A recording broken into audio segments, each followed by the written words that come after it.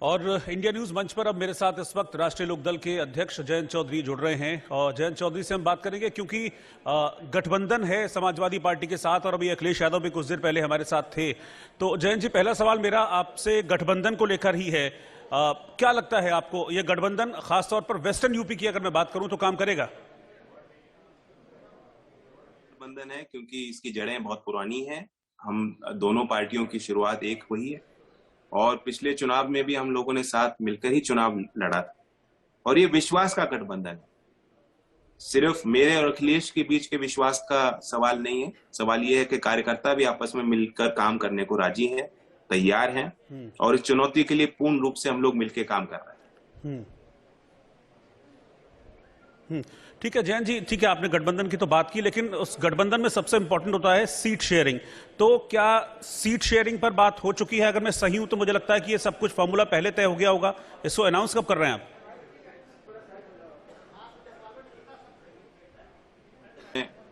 हमने seat bye seat काफी detail में जाकर, बारीकियों में जाकर हमने बातचीत की, तय किया। उम्मीदवारों पे भी हमने प्रॉपर एक एनालिसिस किया, उसके बाद हम लोगों ने चयन किया और जैसे जैसे समय आएगा हम उनको घोषित करेंगे चीजों को और सार्वजनिक करेंगे। लेकिन इसमें कहीं कोई संशय या कोई सवाल नहीं है और जो हमारे उम्मीदवार होंगे वो हमने यही तय किया कि अच्छे छवि के हों, जो जनता के बीच के हों और उनकी सेवा करें। ठीक है जयंत जी, लेकिन इस बार जो आपने समीकरण बनाया है जाट और मुस्लिम का, और आप और अखिलेश यादव ये सोच रहे हैं कि ये दोनों एक ही जगह पर वोट करेंगे, इसको लेकर कितने श्योर हैं आप? कभी कामयाब नहीं हुई। ये तो पिछले एक दो चुनाव में और जो एक घटना हो गई थी जिससे एक तनाव पैदा हुआ, वरना इस लंबे इतिहास में आप चल के देखेंगे तो सामाजिक और राजनीतिक साथ रहा है दोनों कम्युनिटीज का। और इसलिए मुझे लगता है, लेकिन मैं सिर्फ जाट की बात नहीं कर रहा, मैं तो कह रहा हूँ कि जो खेती करने वाले जो कमेरा वर्ग है उसमें एक बड़ी भावना है और इस क्षेत्र के नौजवानों में बहुत बड़ी भावना है। वे चाहते हैं अपनी पहचान बनाना और रोजगार के सवाल को लेकर वे बहुत चिंतित हैं। वे विकास चाहते हैं और इन इश्यूज को लेकर जो एक एकता बनी है वो मिसाल बने।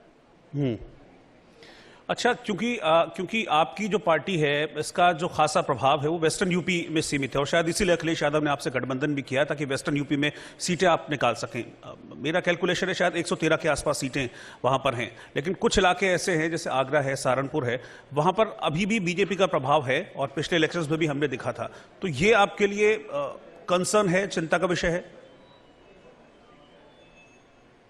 परफॉर्मेंस पिछले चुनाव में अच्छा रहा है, लेकिन देश के लिए परफॉर्मेंस उनका बहुत खराब रहा है। किसानों के लिए कोई परफॉर्मेंस नहीं रहा। उत्तर प्रदेश की अर्थव्यवस्था तहस नहस हो गई है। उत्तर प्रदेश का कर्जा बढ़ गया है, लेकिन जिस तरह का निवेश उत्तर प्रदेश के इकोनॉमी को चाहिए, अर्थव्यवस्था को चाहिए, नहीं हो पाया। मैन्युफैक्चरिंग में डी ग्रोथ है। देश की प्रति व्यक्ति आय 86,000 है औसत 19-20 में और उत्तर प्रदेश की 41,000, आधे से भी कम। सबसे गरीब राज्यों में हमारी गिनती है। स्वास्थ्य के क्षेत्र में नीति आयोग ने रिपोर्ट दी और बताया कि सबसे फिसलती स्थिति उत्तर प्रदेश की, सबसे खराब हालत है। 19 राज्यों में जो सबसे खराब अंक उत्तर प्रदेश को दिए हैं। आप योगी जी कहते हैं कि हमने सड़कें इतनी अच्छी बना दी और कोई गड्ढे नहीं है, गड्ढा मुक्त सड़कें हैं, लेकिन 2019 में 1000 लोग गड्ढों के कारण उत्तर प्रदेश में रोड एक्सीडेंट्स में मारे गए और पूरे देश में जितने एक्सीडेंट होते हैं सबसे ज्यादा उत्तर प्रदेश में होते हैं। तो अर्थव्यवस्था से लेकर और आधारिक संरचना तक और रोजगार से लेकर आम आदमी के जीवन में जो हर चीज होती है, बिजली और जो भी उनकी आवश्यकताएं हैं, राशन की जो व्यवस्था है, उसमें जो सुधार होना चाहिए था, नहीं हो पाया। अच्छा, अभी मैं अगर हाल की घटना का जिक्र करूं, जब प्रधानमंत्री फिरोजपुर जा रहे थे तो क्या हुआ वो सारे देश ने देखा। आपको लगता है कि ये एक चुनावी मुद्दा बनेगा इस चुनाव में, क्योंकि बहुत ताजा इंसिडेंट है?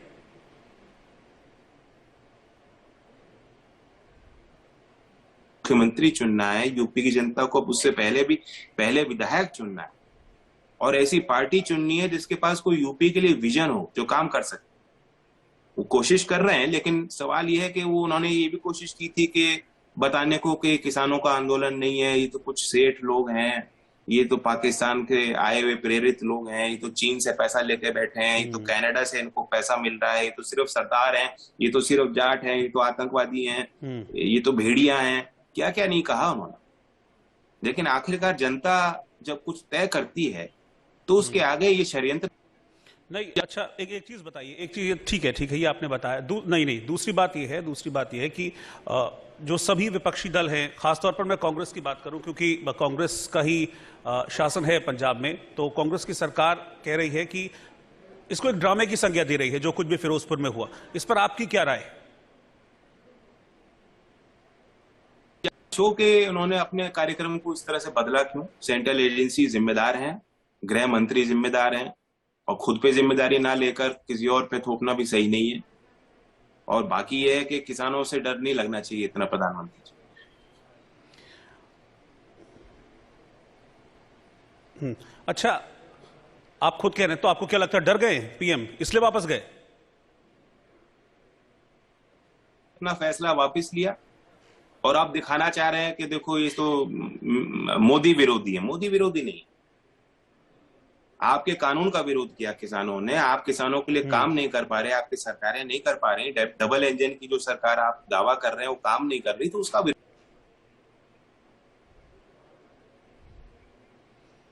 अच्छा, ये मुझे बताइए कि 2022 के जो नतीजे हैं, क्योंकि कहते हैं कि यूपी में जो सरकार बनाता है उसके लिए दिल्ली की राह आसान हो जाती है, तो 22 के नतीजे 24 डिसाइड करेंगे? जब तक यूपी में कुपोषण होगा, महामारी होगी, बीमारी होगी, गरीबी होगी, तब तक देश के हालात सुधर नहीं सकते। इसके लिए पुराने अर्थशास्त्री भी बीमारू शब्द का इस्तेमाल करते थे। वो टैग आज भी यूपी पे लगा हुआ है, और इसलिए 2024 ही नहीं, देश का रास्ता यूपी से होके जाए। अच्छा, अभी अभी अभी अभी चूंकि आप किसानों का प्रतिनिधित्व करते हैं, तो मुझे बताइए कि जो जाट वोटर है, वेस्टर्न यूपी में बहुत बड़ी संख्या में जाट वोटर है, उसका वोट किस तरह से होगा? आपको क्या लगता है कि वो एक हिंदू की तरह वोट करेगा जिस तरह से बीजेपी कोशिश कर रही है, या फिर वो एक किसान की तरह वोट करेगा जैसा आप बनाने की कोशिश कर रहे हैं? मुसलमान भी किसान है, त्यागी भी किसान है, तो जो किसान है वो तो किसान ही है। अब 5 साल वो किसान रहेगा और चुनाव में कुछ और बदल जाएगा, मैं तो नहीं मानता। मैं और ज्यादा उम्मीद करता हूं उनसे।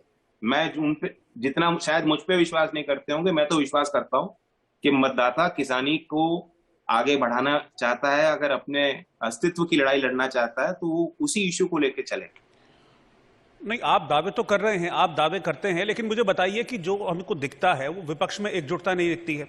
ओवैसी आते हैं तो ये माना जाता है कि अगर ओवैसी की एंट्री होती है यूपी के चुनाव में, जैसा कि वो दिखा रहे हैं, तो वो मुस्लिम वोट काटेंगे, और बाकी जो विपक्ष है, कांग्रेस है, अगर आप बिखरे रहेंगे तो वो हिंदू वोट काटेगी। तो एक साथ अगर नहीं पड़ेगा, बिखरा रहेगा, तो आपको नहीं मिलेगा ना, तो नुकसान तो फिर विपक्ष का है, आपका है, अखिलेश जी का है। नहीं है उत्तर प्रदेश में, और मतलब वो भाषण आके दे देंगे, कुछ कह देंगे, वो बात अलग है। कोई उसमें वोट में कोई चीज तब्दील होने वाली नहीं। कोई ओवैसी का कोई जिला अध्यक्ष, कोई कार्यकर्ता जनता के काम नहीं आने वाला। ना 5 साल आया है, ना आगे दिखेगा। तो ये लोग जानते हैं। तो जो स्थानीय लोग हैं, जो मजबूत लोग हैं, जो लड़ते आए हैं, जिन्होंने लाठियां खाई, जिन्होंने संघर्ष किए, जिन्होंने सरकार से सवाल किए, उसी को आप विपक्ष कह सकते। और वही विपक्ष एकजुट है, वही व्यवहारिक गठबंधन हमने किया। नहीं, ये मैं इसलिए भी कह रहा हूं ना, ये मैं मेरे सुनिए सुनिए सुनिए मैं इसलिए भी कह रहा हूं क्योंकि असदुद्दीन ओवैसी जब आते हैं यहां पर यूपी में, और वैसे भी वो कहते हैं कि उत्तर प्रदेश में यादवों से ज्यादा मुस्लिम वोट बैंक है, तो क्या ये आपके लिए और अखिलेश जी के लिए एक चिंता का विषय है?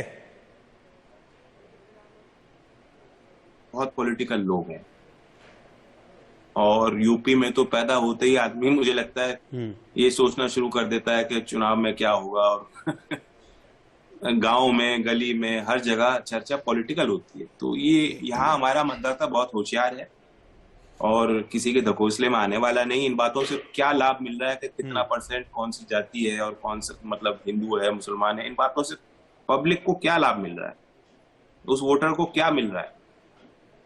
मुसलमान भी गरीब है, दलित भी गरीब है, अत्याचार दोनों पे हो रहा है, और अत्याचार किसानों पे हो रहा है। तो मुझे तो लगता है कि लोगों को वो चीजें याद रहेंगी, और एक नाराजगी भी है सरकार से, और उनके अंदर एक विश्वास भी है कि दूसरी तरफ जो लोग खड़े हैं, हम लोग उनका विश्वास जीत कर और उनके लिए काम करना चाहते हैं। अच्छा, मुझे ये बताइए कि मुझे मुझे ये बताइए कि जो उत्तर प्रदेश है उसमें बेरोजगारी एक मुद्दा है, या फिर मैं अगर और स्पष्ट करूं तो क्या आप लोग बेरोजगारी को मुद्दा बना पाए हैं?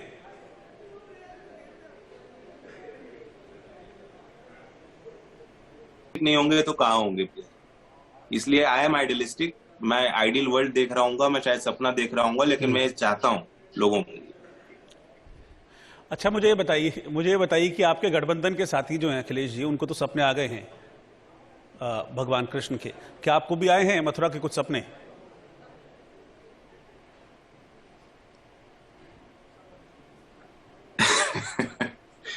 मथुरा में देखिए, इन्होंने कोशिश की ध्रुवीकरण की, एक ऐसे मुद्दे को उठाने की कोशिश की जिसकी 10 आदमी भी सड़क पे नहीं आया होगा समर्थन में।